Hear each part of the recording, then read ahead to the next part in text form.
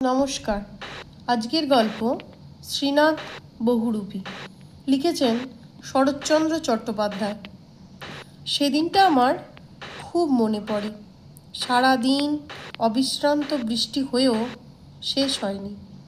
সকাল সকাল খেয়ে আমরা কয় ভাই নৃত্য প্রথা মতো বাইরের বৈঠকখানার ঢালা বিছানার উপর রেড়ির তেলের সেজ জ্বালিয়ে বই খুলে বসে গিয়েছি।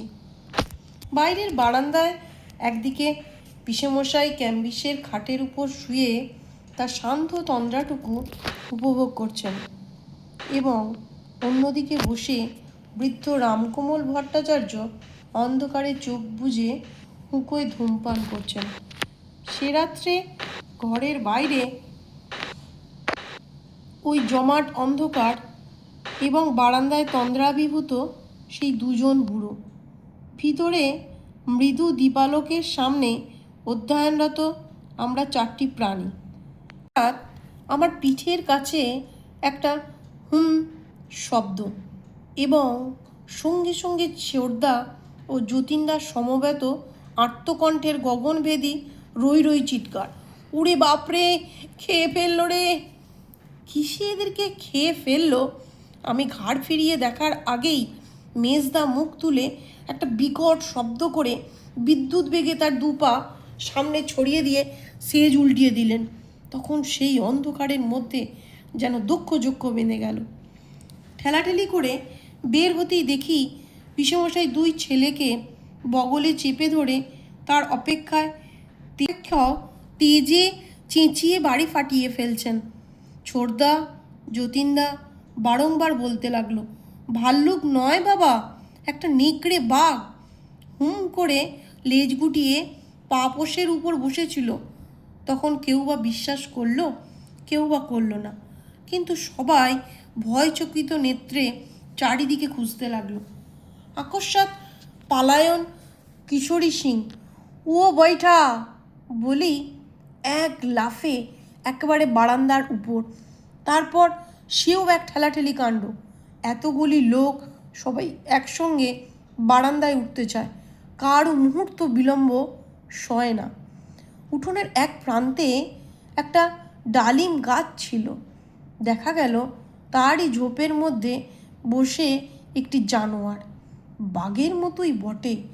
চোখের পলকে বারান্দা খালি হয়ে বৈঠকখানা ভরে গেল। জনপ্রাণী আর সেখানে নেই। সেই ঘরের ভিড়ের মধ্যে থেকে পিসেমশাইয়ের উত্তেজিত কণ্ঠস্বর আসতে লাগলো, সড়কি লাও, বন্দুক লাও। আমাদের পাশের বাড়ির গগনবাবুদের একটি মুঙ্গেরি গাদা বন্দুক ছিল। লক্ষ্য ছিল সেই অস্ত্রটার উপর।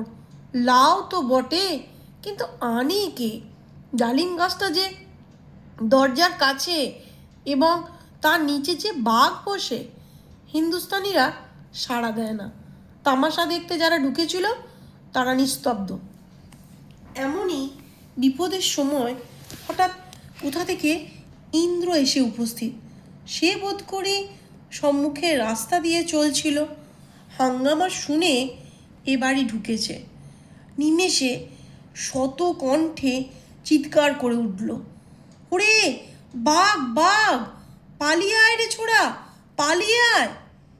প্রথমটা সে থতমত খেয়ে ছুটে এসে ভিতরে ঢুকলো, কিন্তু ক্ষণকাল পরে ব্যাপারটা শুনে নিয়ে একা নির্ভয়ে উঠোনে নেমে গিয়ে লণ্ঠন তুলে বাঘ দেখতে লাগলো। বেশ করে ইন্দ্র দেখে বলল, এ বাঘ নয় বোধ হয়। তার কথাটা শেষ হতেই সেই রয়্যাল বেঙ্গল টাইগার দুই থাবা জোর করে মানুষের গলায় কেঁদে উঠল। পরিষ্কার বাংলা ভাষায় বলল, না বাবু মশাই, না, আমি বাঘ ভাল্লুক নই, শ্রীনাথ বহুরূপী। ইন্দ্র হো হো করে হেসে উঠল। শ্রীনাথ কাকুতি মিনতি করতে লাগলো, কিন্তু পিসেমশাইয়ের আর রাগ পড়ে না।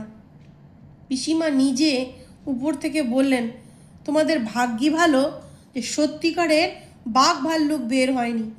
যে বীরপুরুষ তোমরা আর তোমাদের দারোয়ানেরা! ছেড়ে দাও বেচারিকে, আর দূর করে দাও দেউড়ির ওই দারোয়ানগুলোকে। একটা ছোট ছেলের যা সাহস, একবারই লোকের তা নেই। পিসেমশাই কোনো কথাই শুনলেন না, বরং আরও গরম হয়ে হুকুম দিলেন, ওর লেজটা কেটে দাও।